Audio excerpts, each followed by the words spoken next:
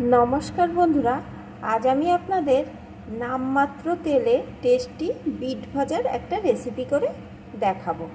रेसिपिटी देखते होले बंधुरा एक लाइक दिए देखते थाकुन। एई रेसिपिटिर जन्य आमी एखाने कयेकटी बीटके आगे भालो करे धुए तारपरे एकटु कुचि कुचि करे केटे नियेछि। एखन आसुन आमी रेसिपिटी शुरू करछि। रान्नार जन्य एखाने आमी एकटा कड़ाई गरम करे ताते एक चा चामच सादा तेल दिए दिएछि। एखन तेलटाके एकटु गरम करे नेब। तेलटा एखाने भालो रकम गरम हये गेछे। एखन एर भितरे एकटा शुकनो लंका दिए देब। लंकाटाके एकटु लाल लाल करे प्रथमे भेजे नेब। लंकाटा लाल लाल करे भेजे नियेछि। एखन एर भितरे केटे राखा बीटगुलोके दिए देब।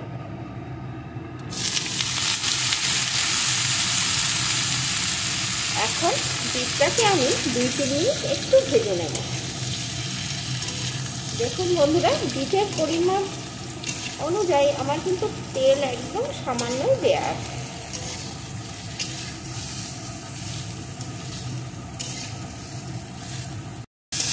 दो मिनट মতন बीटটাকে আমি এইভাবে একটু ভেজে নিয়েছি। এখন এর ভিতরে আমি দিয়ে দেব একটু জল। আমার এখানে বড় সাইজের 4টে बीट ছিল। আমি এখানে 1 কাপ পরিমাণ জল দিয়ে দিচ্ছি।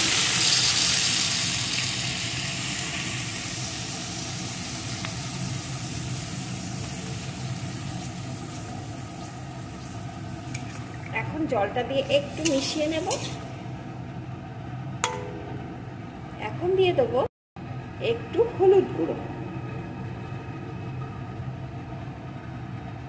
স্বাদ মতো লবণ, দুটো চেরা কাঁচা লঙ্কা। এখন আবারও ভালো করে একটু মিশিয়ে নেব। বন্ধুরা আমরা অনেক সময় बीट ভাজার আগে সিদ্ধ করে নিই বা সিদ্ধ করে জলটা ফেলে দিই। কখনো এটা করবেন না, কারণ बीटेর যে ভিটামিন থাকে সেটা কিন্তু সিদ্ধ করে নিলে অনেক সময় নষ্ট হয়ে যায় আর জলের সাথে বেরিয়ে যায়। बीट আগে থাকতে সিদ্ধ করার কোনো দরকার নেই। রান্না এই ভাজার সময় এই জলটা দিয়ে সিদ্ধ করে নিলে সিদ্ধও হয়ে যাবে আর ভাজাটাও কিন্তু হয়ে যাবে। बीट তো এমনি কাঁচাও খাওয়া যায়, তাই তেমনভাবে তেল মশলা দিয়ে রান্নারও কোনো দরকার নেই। এখন এইভাবে ঢাকনা দিয়ে মিডিয়াম আঁচে আমি 5 মিনিট মতন রেখে দেব। 5 মিনিট পর আমি ঢাকনাটা খুলে নিয়েছি। জলটা কিন্তু অনেকটা শুকিয়ে গেছে আর बीटটা কিন্তু ভালো রকম সিদ্ধও হয়ে গেছে। এখন আমি এইভাবে একটু নাড়িয়ে নাড়িয়ে মিডিয়াম আঁচে এই জলটাকে শুকিয়ে নেব। এইভাবে একটু নাড়িয়ে নাড়িয়ে শুকিয়ে নেব, তাহলে बीटটা যেটুকু বাকি আছে সিদ্ধ হতে সম্পূর্ণ बीटটা কিন্তু একদম সিদ্ধ হয়ে নরম হয়ে যাবে।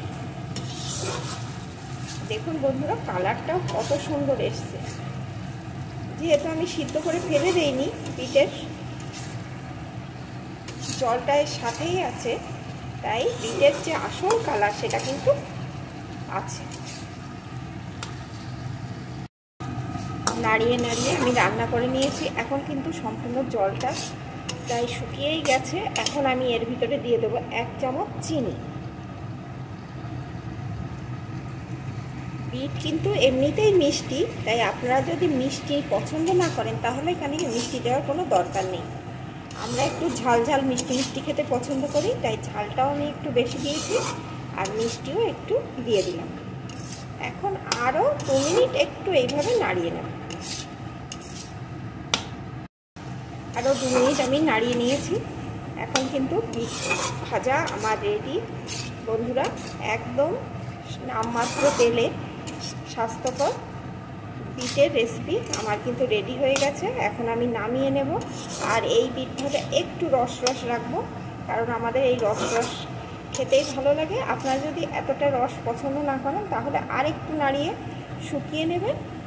আমার এই রেসিপিটি আপনাদের কেমন লাগলো অবশ্যই কমেন্ট করে জানাবেন, আর ভালো লাগলে লাইক শেয়ার করবেন। এখন এটা আমার রেডি, নামিয়ে নেব। এটা কিন্তু গরম ভাত রুটির সাথে দুর্দান্ত লাগে। আর শীতের সবজি খেতে তো সবাই পছন্দ করেন। এখন এটা রেডি, আমি নামিয়ে নেব।